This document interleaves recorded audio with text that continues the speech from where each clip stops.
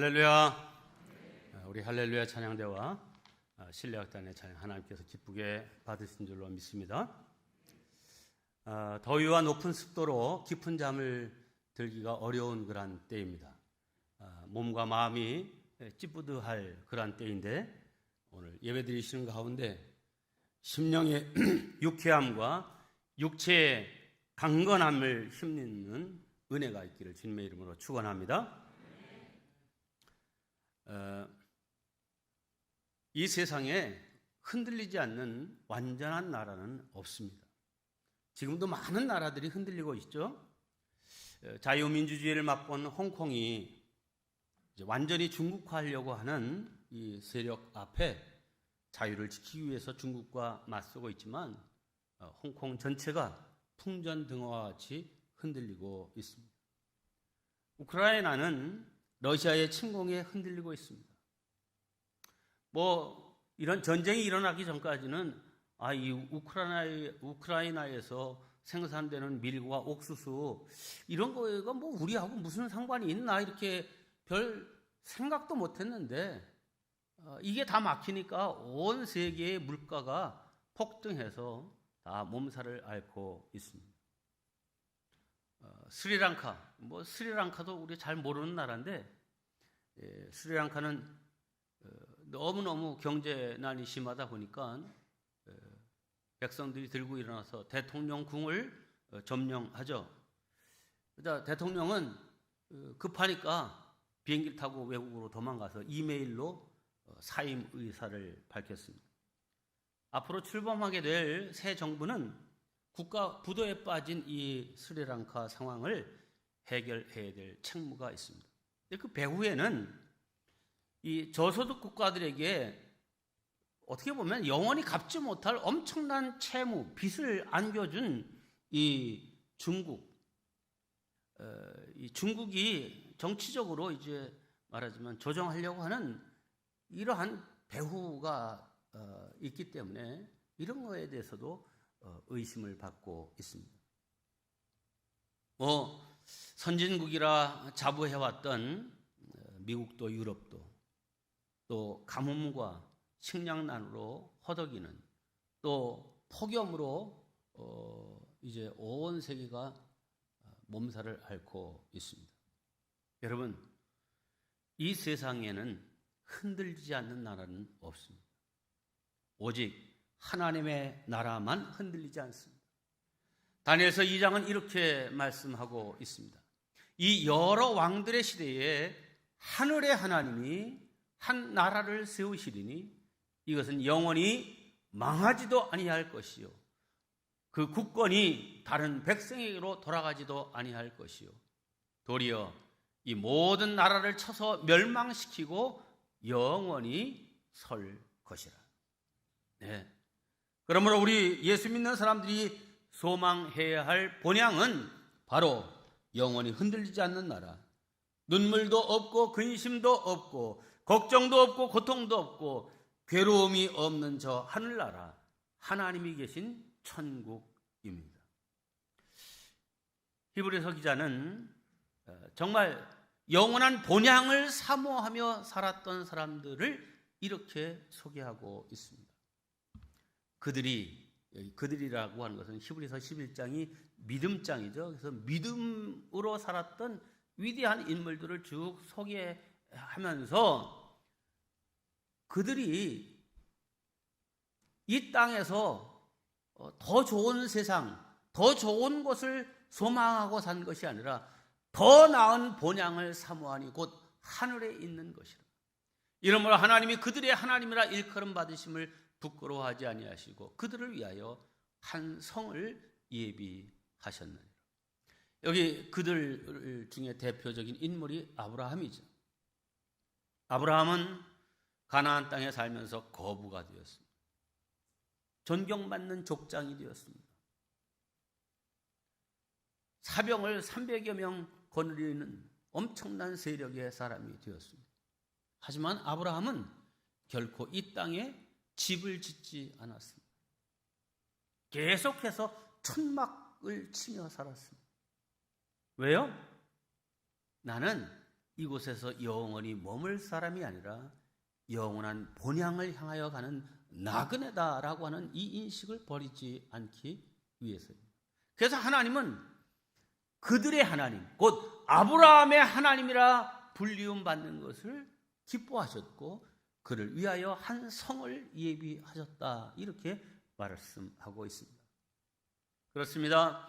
우리 예수 믿는 사람들에게는 저 천국 하늘나라가 예비되어 있습니다. 우리는 모두 주님께서 부르시는 날 앞서거니 뒤서거니 저 천국으로 가게 될 것입니다. 그날까지 우리 모두 하나님 앞에 부끄러움 없는 삶을 사시기를 주님의 이름으로 축원합니다. 그러기 위해서 먼저 주님의 은혜로 충만해야 합니다. 함께합니다. 주님의 은혜로 충만하라. 네, 우리 심령에 주님의 은혜로 충만해야 됩니다. 오늘 말씀 28절입니다. 그러므로 우리가 흔들리지 않는 나라를 받았은 즉 은혜를 받자 그랬습니다. 네. 다시 말씀드립니다. 이 세상에 영원히 변하지 않는 것이란 없습니다. 모든 것이 변합니다. 특별히 과학이 점점 발달하면서 더욱 빨리 모든 것들이 변하고 있습니다. 경제적인 개념도 바뀌고 정치 이념도 바뀌고 가치의 개념도 바뀌고 있습니다. 그러므로 이런 수시로 바뀌는 것에 인생의 목적을 두고 살면 낙심하고 절망할 수밖에 없습니다. 그러나 영원히 바뀌지 않는 것이 있습니다. 바로 우리가 믿고 섬기는 진리의 하나님이시고 또한 하나님이 주신 약속의 말씀입니다. 세상의 모든 것이 변하지만 하나님과 그의 말씀은 변함이 없습니다. 그러므로 우리가 믿고 섬기는 하나님은 우리의 반석이시고 우리의 요새가 되십니다. 시편 기자의 고백입니다. 여호와는 나의 반석이시요 나의 요새시요 나를 건지시는 이시요 나의 하나님이시요 내가 그 안에 피할 나의 바위시요 나의 방패시요 나의 구원의 뿌리시요 나의 산성이시로다. 그러므로 우리가 이런 하나님을 믿고 의지하고 살 때 어떤 인생의 문제가 우리에게 닥쳐온다 할지라도 흔들리지 않고 살아갈 수 있습니다. 하나님의 나라는 모든 눈물과 근심과 걱정, 고통, 괴로움이 사라진 나라입니다. 우리 오늘 아침 함께 교독한 요한계시록 21장 천국의 모습을 이렇게 말씀합니다. 모든 눈물을 그 눈에서 닦아주시니 다시는 사망이 없고 애통하는 것이나 곡하는 것이나 아픈 것이 다시 있지 아니하리니 처음 것들이 다 지나갔습니다. 세상 사람들은 죽으면 다 끝이다 이렇게 말하지만 결코 그렇지 않습니다. 죽음 이후에 우리 예수 믿는 사람들에게는 영원한 천국의 영생 복락이 기다리고 있습니다. 반면에 예수 믿지 않는 사람들에게는 영원한 지옥 형벌이 기다리고 있습니다. 두 길은 죽음 이후에 갈라집니다. 천국으로 가는 길과 지옥으로 가는 길입니다. 그러므로 예수 잘 믿고 죽음이 내게 다가오는 날 저 천국에서 영원토록 기쁨으로 살아가는 저와 여러분 되시기를 바랍니다. 최근에도 우리 교회 성도들 가운데 부모님, 가족들이 돌아가셔서 천국으로 환송한 가정들이 많이 있습니다. 자, 믿음이 있는 성도들의 가정이 드리는 천국 환송 예배와 세상 사람들이 지내는 초상과는 전혀 다릅니다. 물론 우리들도 육신적으로는 사랑하는 사람을 이제 떠나보내는, 헤어지는 아쉬움과 아픔이 있는 것은 사실이지만 그러나 천국에서 다시 만날 소망이 있고 또 천국에서 주님 안에서 함께 기쁨을 누릴 그 소망이 있기 때문에 세상 사람들처럼 그렇게 막 울고 몸부림치지는 않습니다. 이것이야말로 우리 성도들이 누리는 특권인 것입니다. 우리는 예수를 믿음으로 영원히 흔들리지 않는 나라, 하나님의 나라, 천국을 선물로 받은 사람들입니다. 그래서 우리는 은혜의 삶을 사는 것입니다. 은혜, 나 같은 죄인이 구원받을 수 없던 내가 예수 믿고 구원받아 천국 가게 되었으니 이것이야말로 은혜인 것입니다. 이렇게 넘치는 은혜를 받은 우리는 당연히 하나님의 그 은혜에 감사하는 삶을 살아야 합니다. 그래서 오늘 본문 28절을 보면 요즘은 자기 성경을 갖고 다니지 않고 그냥 화면에 다 나오니까 그냥 화면만 이렇게 쳐다보는 분들이 너무 많아요. 자기 성경을 가지셔야 됩니다. 할렐루야. 아유, 눈이 나빠가지고 성경은 잘 펴지도 않고 화면은 크고 시원해서 화면 보는 게 좋아요. 그래도 안경을 쓰더라도 자기 성경을 늘 가지고 보셔야 됩니다. 자, 이 28절에 보면은 이렇게 딱 되어 있어요. 그 은혜를 받자, 그 앞에 1, 2라는 작은 글씨로 관주 표시가 되어 있습니다. 그리고 이 관주 숫자가 밑에 해설이 붙어 있죠. 그래서 1을 보면 또는 감사하자, 어떤 사본에 이렇게 되어 있어요. 그러면 28절은 그러므로 우리가 흔들리지 않는 나라를 받았은즉 은혜를 받자가 아니라 감사하자라고 하는 이 말로 읽어도 된다 하는 말입니다. 자, 영어 성경 NIV에서는 그래서 아예 이 본문 말씀을 이렇게 번역했습니다. Let us be thankful. 우리 감사합시다 라고 하는 말이죠. 근데 가만히 생각해 보면 은혜를 받자는 말과 감사하자는 말은 실상 같은 말입니다. 왜냐하면 은혜를 받는 우리가 해야 할 일은 첫째도 감사요, 둘째도 감사요, 셋째도 감사이기 때문입니다. 성도 여러분, 어떤 사람이 복을 받습니까? 감사를 많이 하는 사람이 복을 받습니다. 하지만 불평을 많이 하는 사람, 있던 복도 다 잃어버리게 되어 있습니다. 늘 불평하는 사람, 부정적인 사람, 남을 물어뜯고 끌어내리는 사람은 결국 인생의 꽃을 피우지 못하고 피다가 말고 시든 꽃처럼 저물어 가는 것입니다.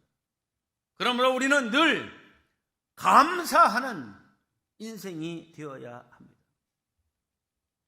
긍정적으로 살아야 되고 내 입에서 나오는 말이 기쁨의 말, 감사의 말, 희망적인 말을 해야 합니다. 한 번뿐인 인생인데 그저 남 헐뜯고 끌어내리는 그런 말만 하려고 하면 그 인생이 결코 복되지 못합니다. 세상에 내 마음에 꼭 드는 사람이 어디 있겠어요? 좀 부족함이 보이고 내 마음에 들지 않더라도 그가 가진 또 좋은 점이 있거든요. 그거 칭찬하고 또 그것을 이제 격려하는 그런 마음을 가지고 살아야 행복한 인생, 하나님의 은혜를 받는 인생이 될 수 있습니다. 저와 여러분의 입에, 심령에 무엇보다도 은혜가 넘치는 감사로 살아가기를 바랍니다. 그런 우리 모두가 되기를 주의 이름으로 축원합니다. 두 번째, 경건함으로 살아야 합니다. 함께 합니다. 경건함으로 살라.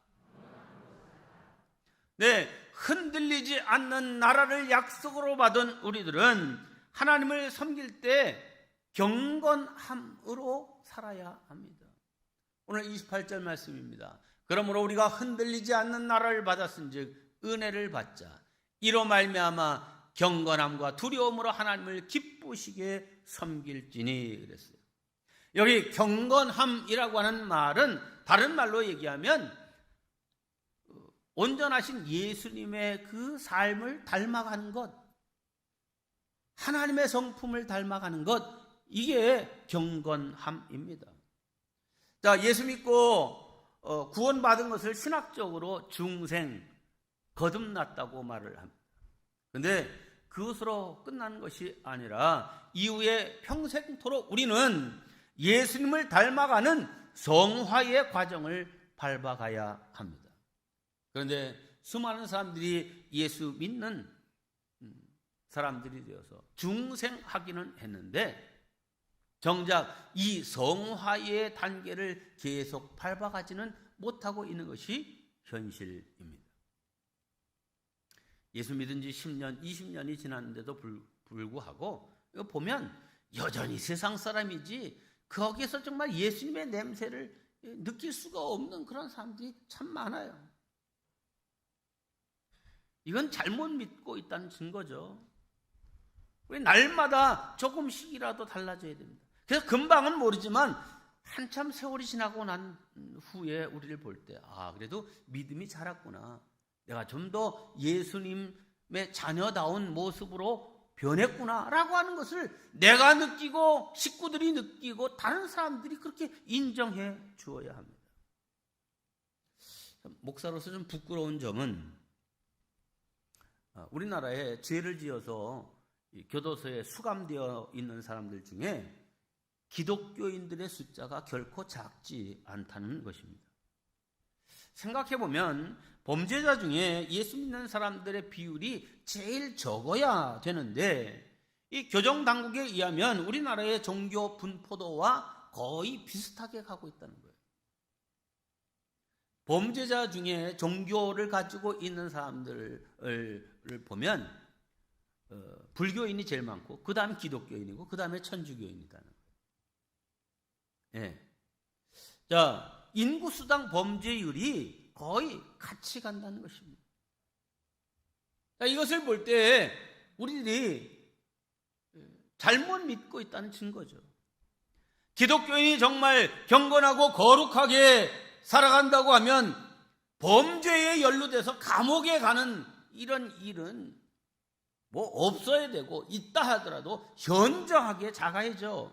예를 들어서 우리 예수 믿는 사람들의 인구 비율이 뭐 좀 20% 정도, 전 국민의 20% 정도 된다고 하면 범죄에 연루돼서 감옥에 간 사람은 한 10%, 감옥에 갇혀 있는 사람들 전체의 10% 정도, 아니면 한 5% 정도 이하 되어야 이게 정상 아닙니까? 그런데 감옥에 갇힌 사람들 전체의 그 비중을 볼 때 기독교인이 20%라 이거예요. 다른 게 별로 없다 이런 말이죠. 이것은 변화받지 못한 옛사람의 모습대로 살다가 생기는 결과입니다.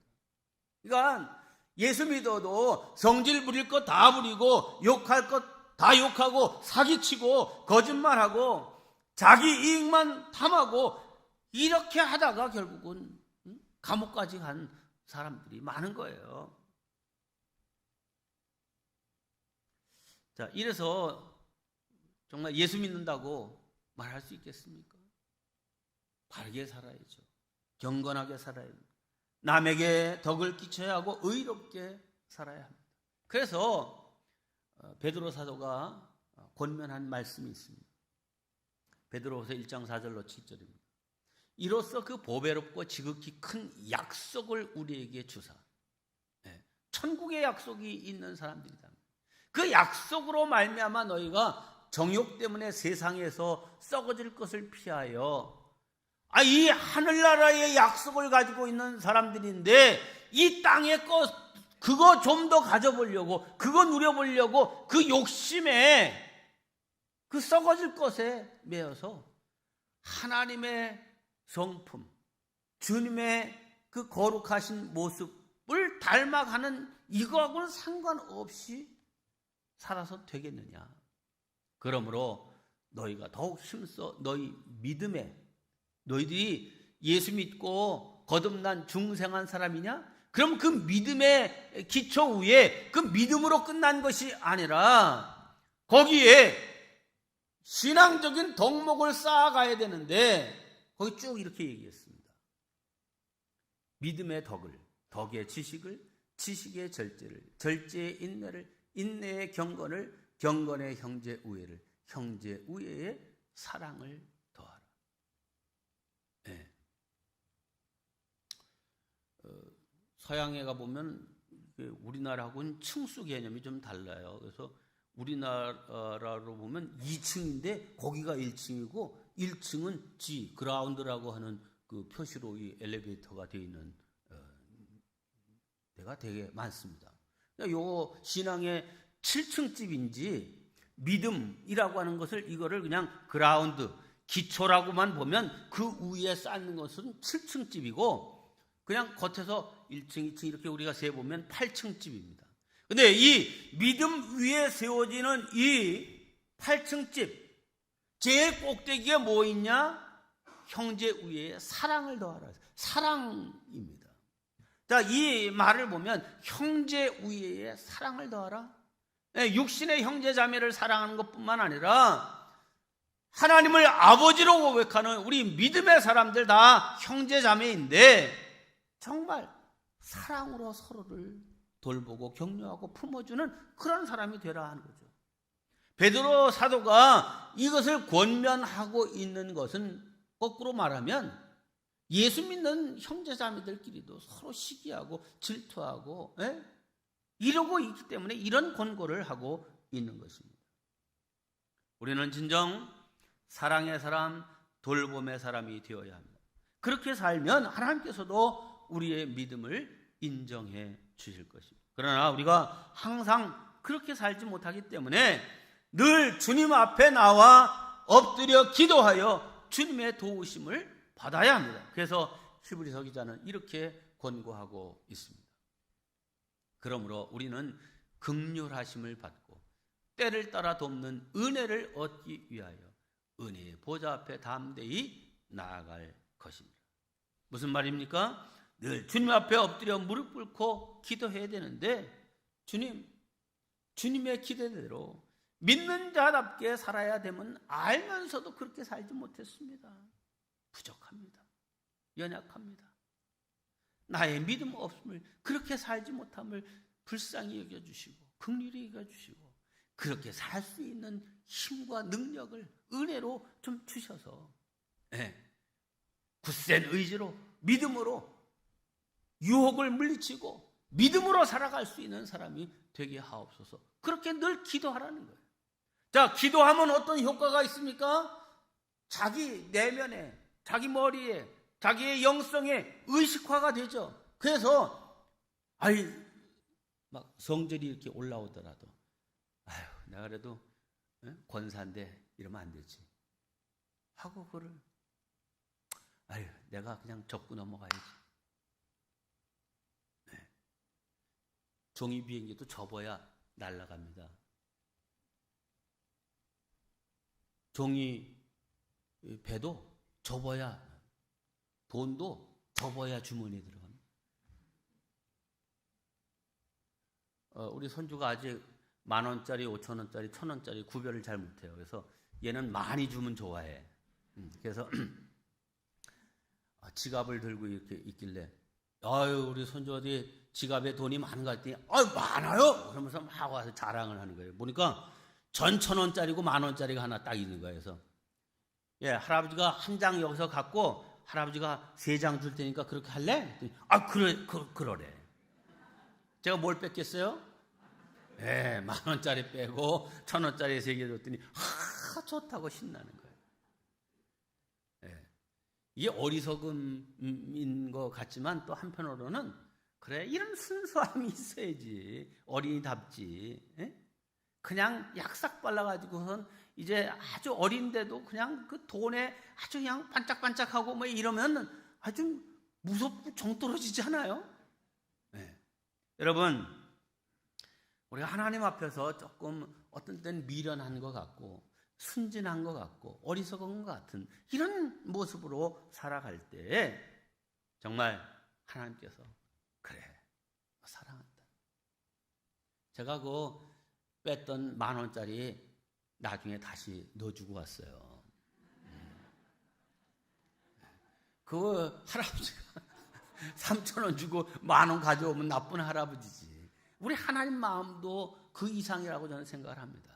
우리가 좀 세상에서 착하고 겸손하게 이렇게 살아가는 저와 여러분 되시기를 주님의 이름으로 부탁합니다. 마지막 세 번째, 하나님을 기쁘시게 하는 삶을 살아야 됩니다. 함께 합니다. 하나님을 기쁘시게 하는 삶을 살라. 네, 오늘 28절 마지막은 이렇게 마무리되고 있습니다. 이로 말미암아 경건함과 두려움으로 하나님을 기쁘시게 섬길지니. 그랬어요. 여러분, 하나님을 기쁘시게 섬길지니 그랬어요. 하나님을 기쁘시게 섬기는 방법이 뭡니까? 세 가지입니다. 절대 믿음, 절대 긍정, 절대 감사입니다. 함께 합니다. 시작. 화면 꺼주세요. 다시 한번 시작. 네, 잘 보셨네. 네. 이 세 가지를 여러분의 신앙생활의 모토, 좌우명으로 삼으시길 바랍니다. 자, 히브리서 기자는 이렇게 말씀합니다. 히브리서 11장 6절입니다. 믿음이 없이는 하나님을 기쁘시게 하지 못하나니. 절대 믿음을 가지고 살아야 돼요. 하나님께 나아가는 자는 반드시 그가 계신 것과 절대 긍정입니다. 하나님이 있긴 뭐가 있어. 지금 눈에 뵈는 게 최고지. 이런 어리석은 마음 가져서는 안 됩니다. 또한 그가 자기를 찾는 자들에게 상 주시는 이심을 믿어야 할지니라. 선악간에 반드시 심판의 날이 있고, 우리가 믿음을 가지고 선하게 살아가는 사람 반드시 하나님께서 상 주신다라고 하는 이 사실 앞에, 그래, 감사다 감사. 세상 사람은 알아주지 않는다 할지라도 하나님은 알아주신다는 이 사실이 얼마나 감사합니까? 네, 절대 믿음, 절대 긍정, 절대 감사, 이 세 가지 갖고 사시기를 바랍니다. 그렇습니다. 믿음의 사람들은 어려움을 당할 때 하나님을 원망하고 불평해서는 안 됩니다. 남 탓을 해서도 안 됩니다. 오히려 이 어려움 또한 합력하여 선한 결과를 만들어 가시는 하나님의 섭리로 인정하는 그 긍정의 마음이 우리에게 있어야 됩니다. 또한 그런 믿음, 그런 긍정의 마음을 갖게 하신 하나님께 감사하시길 바랍니다. 그래도 이런 때에는 원망 불평이 내 입에서 나와야 되는데, 이 속에서도 내가 긍정의 마음을 갖고 긍정의 말을 할 수 있는 이 사실이 정말 감사하네. 이렇게 살아가야 됩니다. 그러면 하나님께서 그런 모습을 보고 기뻐하신다. 하나님을 기쁘시게 하는 삶이 된다는 것입니다. 여러분, 세계 전체가 경제적인 위기를 맞고 있기 때문에 앞으로 우리에게 닥칠 어려움은 점점 더 크고 많아질 것이라 예상됩니다. 우리 장로님이 코로나 이제 빨리 종식되게 해달라고 할 때 여러분이 아멘을 크게 하시는데, 현실은 그럴 거 같질 않아요. 자꾸 또 뭐 이렇게 해서 뭐 지금도 8만 명 막 이렇게 생긴다고 하는데, 뭐 25만 명, 28만 명 막 이렇게 하루에 그렇게 걸릴 거라는 거 아니에요? 네. 코로나가 우리에게 닥쳐오고 현실적인 삶에 어려움들이 많이 닥칠 거라 예상이 됩니다. 지금 이제 장마가 이번 주간으로 이제 끝나면 이제 어떻게 보면 비 안 오는 진짜 폭염이 온다라고 하는 그런 예상을 하고 있어요. 요즘 어제부터인가 매미 소리가 나더라고요. 옛날에는 매미 소리 나면 여름 다 지나갔다 이제 이렇게 생각을 했어요. 그런데 시작하려고 하는데 이제 매미 울어. 이거 어떻게 되는 거예요? 이게 뭐 하여튼 옛날에 쭉 있었던 원칙들이 다 흔들리고 있어요. 종잡을 수 없는 세상 속에 우리가 살아가고 있습니다. 자, 그러나 이러한 가운데서도 우리가 만세반석이신 우리 주님 꼭 붙잡고 믿음으로 살아갈 수 있기를 바랍니다. 그러면 반드시 하나님께서 위로부터 내려주시는 은혜를 우리에게 베풀어 주실 줄로 믿습니다. 여러분에게 두 개의 성경 구절을 드리겠습니다. 고린도전서 10장과 마태복음 6장입니다. 그런즉 너희가 먹든지 마시든지 무엇을 하든지 다 하나님의 영광을 위하여 하라. 그런즉 너희는 먼저 그의 나라와 그의 의를 구하라. 그리하면 이 모든 것을 너희에게 더하시리라. 두 구절 다 그런즉으로 시작됩니다. 그런즉이 뭐예요?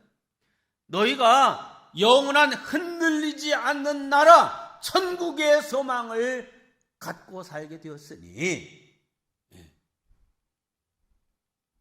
하나님의 영광 위해서 살고, 그렇게 살면 너희들이 이 땅에서 살아가는데 필요한 모든 것 너희에게 더하시리라. 할렐루야. 하나님이 더하시는 인생이 되지요. 우리가 어떻게든지 노력하고 애써서 킁 뜯어서 내 것으로 삼으려고 하는 거예요. 피곤한 인생입니다. 여러분, 예수님은 우리를 죄에서 자유케 하신 분입니다. 또한 질병에서 해방시켜 주신 분입니다. 죽음에서 영원한 생명과 부활을 주신 분입니다. 그렇기 때문에 예수님께서 내가 길이요 진리요 생명이라고 말씀하신 것입니다. 예수님을 통하지 않고는 결코 흔들리지 않는 터전, 영원한 하나님의 나라 천국에 들어갈 수 없습니다. 이 땅에서도 마찬가지입니다. 인생의 풍파가 많고 시련이 많으나 만세반석이신 예수 그리스도께 굳게 서고 예수님을 구주로 모시고 사는 사람, 아무리 바람이 불고 창수가 나서 우리의 인생을 막 흔든다 할지라도 결코 쓰러지지 않습니다. 왜? 우리 주님이 붙들고 계시기 때문입니다. 결론의 말씀을 드립니다. 성도 여러분, 이 세상에 흔들리지 않는 나라는 없습니다. 개인도 마찬가지입니다. 무엇이 흔들리지 않는 터전입니까? 돈이 흔들리지 않는 터전입니까?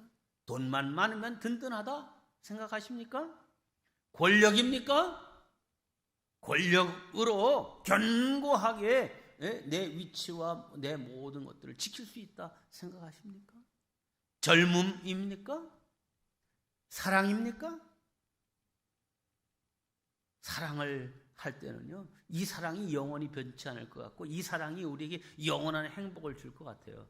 그런데요, 그렇게 뜨겁게 사랑하던 남자들이 다 헤어지고, 아유, 그때 무슨 정열이 그렇게 있었나? 다 이렇게 되는 거 우리 경험하잖아요. 보잖아요. 여러분, 흔들리지 않는 터전은 세상에 없습니다. 그러나 흔들리지 않는 터전이 있습니다.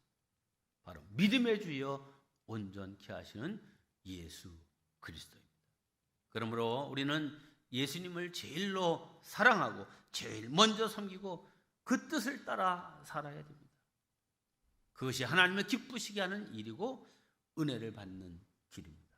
우리 모두 그렇게 살아서 마침내는 다 천국에 이르는 복된 성도들 되시기를 주님의 이름으로 축원합니다.